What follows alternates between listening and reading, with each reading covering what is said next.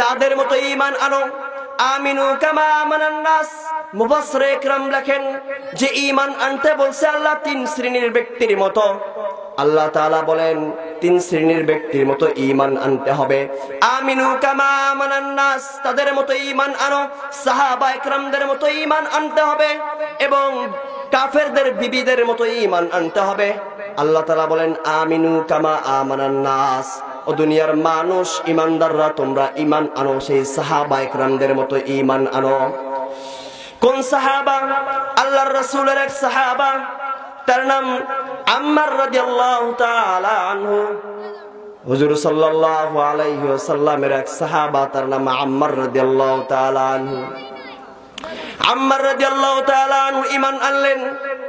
আম্মার রাদিয়াল্লাহু তাআলা আনহুর মাতা হযরতে সুমাইয়া রাদিয়াল্লাহু তাআলা আনহা ঈমান আনলেন, আল্লাহ তাআলার উপর ঈমান আনলেন, ঈমান গ্রহণ করলেন মা ছেলে। ঈমান আনার পর মা সন্তান এক রাস্তা দিয়ে হাঁটতেছিল, এমন তো সময় আবু জেহেলের নজর মা ছেলের দিকে পড়ে গেল। আবু জেহেল ডাক দেয়া কয় সুমাইয়া, সুমাইয়া এদিকে শোনো। আবু জেহেল বলতেছে সুমাইয়া তুমি নাকি আল্লাহ তাআলার উপর ঈমান এনেছো, তোমার সন্তানও নাকি ঈমান আনছে? সুমাইয়া কয় হ্যাঁ, আমরা মা সন্তান আল্লাহর উপর ঈমান এনেছি। আবু জেহেল ডাক দেয়া কয় ও মক্কার কাফেররা, তোমরা দুইটা খুঁটির ব্যবস্থা করো। কয়টা খুঁটি? দুইটা খুঁটির ব্যবস্থা করো।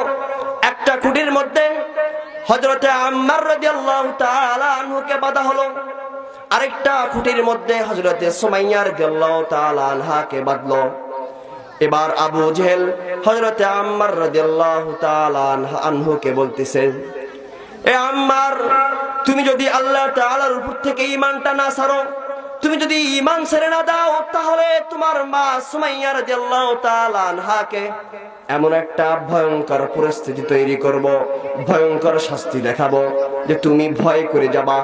আম্মার কয় কি সে ভয়ঙ্কর শাস্তি, কি সে ভয়ঙ্কর পরিস্থিতি দেখাবা তুমি আমাকে? আমি এখানে যদি কিয়ামত হয়ে যায়, তারপরও আমি আল্লাহ তাআলার উপর থেকে ঈমান ছাড়বো না, এক চুল পরিমাণ ঈমান হটাবো না।